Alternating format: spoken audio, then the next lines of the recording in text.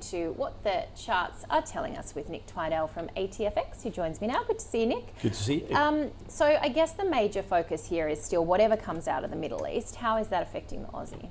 Aussie's actually, it's risen nicely because we've seen some progress.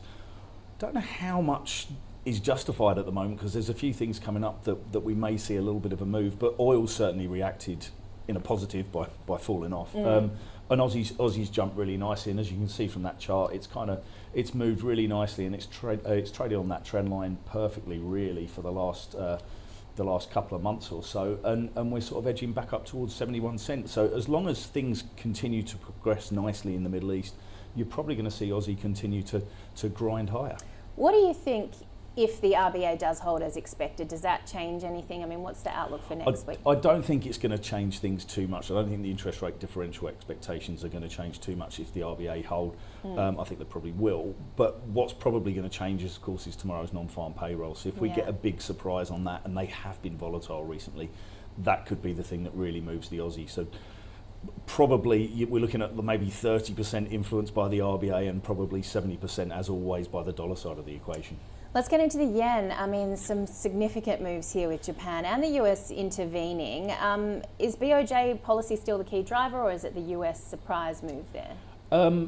It's going to be very interesting to see what happens in dollar yen and euro yen, because the Fed came in euro yen over the next few weeks. They've made a real, I mean, there's that chart you can see, they've made a real dent in what had been a strong uptrend for dollar yen. But it's whether they're going to be able to keep it, because the fundamentals haven't really changed. It's going to be very interesting to see, once again from the Middle East, if oil goes up again because a deal doesn't get done, that's going to put more pressure on the yen. And it's how much are they willing to spend, because I think there's been 40 billion in the last round alone at least, and probably more since then. It's very interesting. It's been hovering underneath 158, and I'm wondering if there's any official sort of level coming in there where they're trying to smooth the market. So non-farm payrolls, again, could turn things very, very nasty if they come in stronger. If they come in weaker, then we're probably going to see dollar yen come back, and that's kind of a nice trade and would be favoured by both. But a strong non-farms could see like any move, really, and it would be massive percentages. And then it's a case of, do they come in again? Because a stronger non-farms now will increase those rate hike expectations from the Fed. And even though we've got kind of a hawkish BOJ, it's not going to be enough to arrest the fundamentals. Let's talk about the euro, because it's been relatively resilient. What's the major driver here? Is it non-farm payrolls again? It will be, yeah. I know it's boring, isn't it? But, no. But that's just the way boring things are. And it's good for a range trade. But euro's been edging higher. The dollar's come off mainly because the Bank of Japan's come in and smashed it, and we got some weaker data before. So euro's an interesting trade from a technical perspective, because we're sitting close to those highs. So that trend line's coming in there nicely as well. So you've got those recent highs. So a weaker print in the non-farm payrolls could see euro back up towards 117, and then pushing up to 118 maybe. A stronger print, and then we're going to go and have a look down at those lows again, just under around 113.50. So there's still interest there. Yeah. But unfortunately, it is going to come back down to that US data. Is there interest still in the sterling? I think last time we spoke, we had just seen the new UK Prime Minister, but will the pound continue to outperform, do you think? I think so, yeah. Things are looking okay for the pound at the moment, and again against the dollar, we've seen the dollar come down, so it's moved back up to around about the 135 level. So I think sterling's looking nice and strong, and again, it's an interesting trade coming into these non-farms because we're at quite good technical levels. Decent resistance coming in around about 135. Again, a weaker number for the cable. Could see it shoot higher and attack those highs that we saw in May. A stronger number, which obviously is a real problem for the Bank of Japan, could see us back down to around 133. Let's talk about gold as well, because we've been seeing quite a bit of momentum going back towards these records. Where do you see upside here? A huge move last night in gold. Not really anything else moved too much at all. Stocks were a bit mixed, yields were a bit mixed, and then gold jumped 4%.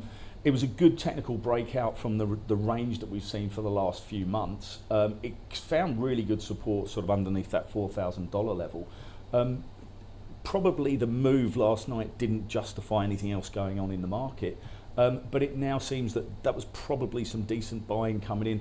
maybe similar to the start of the stuff that we saw earlier in the year that took it up to those record highs. So for now, I think it's probably still a range trade, but we're in the middle of a range now. We've broken up nicely, so you're probably going to be buying on dips. Resistance, a double level resistance coming in around about that 4,500 level, which is a little bit further to the north side. So anticipate volatility in gold just from that chart and from what we've got coming up.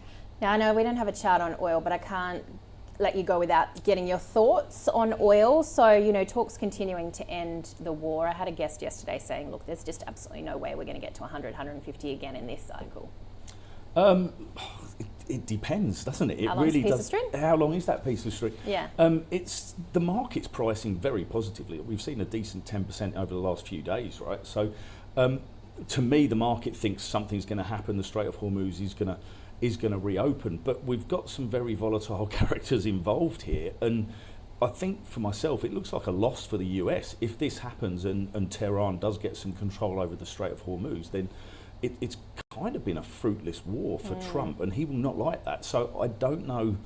The risk, of course, is that we do see hostilities resume, and then oil jumps again. And if we get back up towards, and I know we're talking massive moves here, but back towards 100, then 120 is not far away, and that would probably, if it breaks down now, how hard is it going to break down? It was only a couple of weeks ago we were thinking, people started talking about boots on the ground again. So oil, I think we're going to see some volatility, whatever happens.